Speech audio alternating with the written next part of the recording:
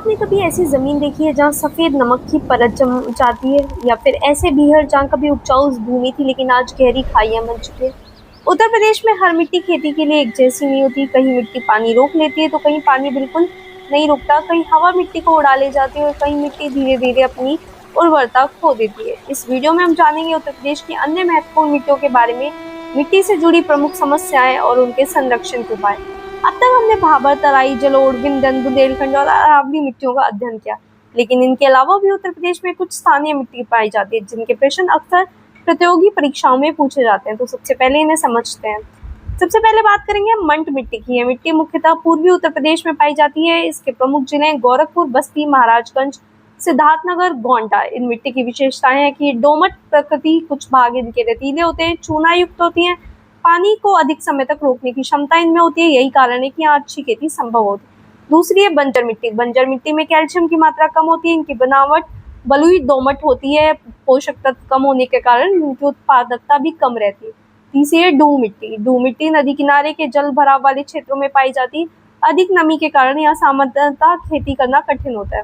Number 4 पे भाट मिट्टी। भाट मिट्टी मुख्य रूप से कुशीनगर जिले में पाई जाती है। इसमें एल्यूमिनियम की मात्रा अधिक होती है। यह मोटे अनाजों की खेती के लिए उपयुक्त मानी जाती है। नंबर 5 पे भूर मिट्टी। भूर मिट्टी हवा द्वारा लाई गई रेतीली मिट्टी होती है। मुख्यतः ऊपरी यमुना गंगा दोआब में मिलती है।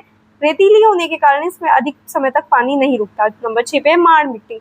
माड़ मिट्टी काली रेगुर मिट्टी के समान मानी जाती है। इसकी विशेषता है कि ये चिकनी बनावट होती है, लौह और एल्युमिनियम में समृद्ध होती है, प्री कैम्ब्रियन चट्टानों के अपक्षय यानी कि इरोजन से निर्मित होती है।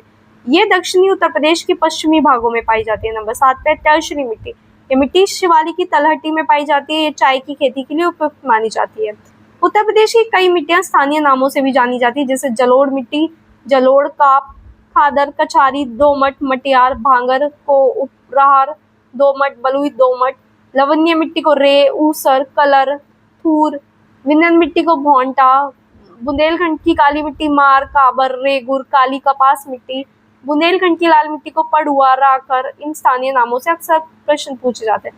अब बात करते हैं मिट्टी की समस्याओं की। उत्तर प्रदेश की मिट्टी कई प्राकृतिक और मानव जनित समस्याओं का सामना कर रही है। इसमें सबसे प्रमुख है मिट्टी का इरोजन, यानी कि सॉइल इरोजन। जब बहता हुआ पानी मिट्टी को काट कर बाहर ले जाता है तो इसे सॉइल इरोजन कहते हैं, इसे वाटर इरोजन कहते हैं। उत्तर प्रदेश में इसका सबसे अधिक प्रभाव दिखाई देता है इटावा, आगरा, जालौन, यमुना और चंबल घाटी में लगातार कटाव से गहरी खाइयां बन जाती हैं, जिन्हें हम बीहड़ कहते हैं। फिर आता है वायु अपरदन, यानी कि एयर इरोजन। जहाँ मिट्टी सूखी और रेतीली होती है वहाँ तेज हवा मिट्टी को उड़ा ले जाती है। सबसे अधिक प्रभावित जिले आगरा, मथुरा, इटावा। यह समस्या विशेष रूप से गर्मियों में बढ़ जाती है। नंबर 2 है जल भराव। उत्तर प्रदेश के तराई क्षेत्रों और नहर सिंचित इलाकों में जल भराव की समस्या अधिक होती है। मुख्य कारण है इसमें नहरों से रिसाव, जल निकासी की कमी, निमन भूमि में खेती। परिणाम मिट्टी में हवा का प्रवाह कम हो जाता है, फसल की उत्पादकता घट हो जाती है। नंबर 3 पे आता है मिट्टी की उर्वरता में कमी। लगातार एक ही फसल उगाने से मिट्टी के पोषक तत्व कम होने लगते हैं और रासायनिक उर्वरकों का अधिक उपयोग भी मिट्टी की गुणवत्ता को प्रभावित करता है। इसका सबसे अच्छा समाधान है फसल चक्र अपनाना और बीच बीच में पल्सेस भी उगाना। नंबर 4 पे आता है लवणीय और क्षारीय मिट्टी। पश्चिमी उत्तर प्रदेश के कई क्षेत्रों में मिट्टी की सतह पर नमक की सफेद परत दिखाई देती है। इसे लवणीय क्षारीय मिट्टी कहा जाता है। इसका स्थानीय नाम है रे, ऊसर, कलर, थूर। मुख्य कारण है इसका अधिक सिंचाई और जल निकासी की कमी। सबसे अधिक प्रभावित जिले अलीगढ़, मैनपुरी, इटावा, कानपुर, उन्नाव, रायबरेली, लखनऊ। इसके सुधार के लिए सबसे प्रभावी उपाय है जिप्सम का प्रयोग, गोबर की खाद जैसी जैविक खाद का उपयोग। मिट्टी को बचाने के लिए कई उपाय अपनाए जाते हैं। सबसे पहला है वृक्षारोपण, वनों की कटाई को रोकना, बीहड़ों का पुनर्विकास, ऊसर भूमि का सुधार, प्रति भूमि का पुनः उपयोग, बाढ़ नियंत्रण, नहरों की पक्की लाइनिंग, शुष्क क्षेत्रों में पवन रोधी वृक्ष लगाना, वैज्ञानिक फसल चक्र अपनाना, रासायनिक उर्वरकों का संतुलित उपयोग, जैविक खाद को बढ़ावा देना।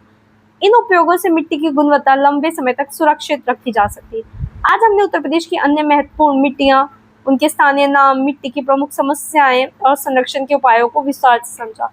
अब इस सीरीज में आपने उत्तर प्रदेश की लगभग सभी प्रमुख मिट्टियों का अध्ययन पूरा कर लिया है। तो मिलते हैं नेक्स्ट वीडियो में। Thank you for watching.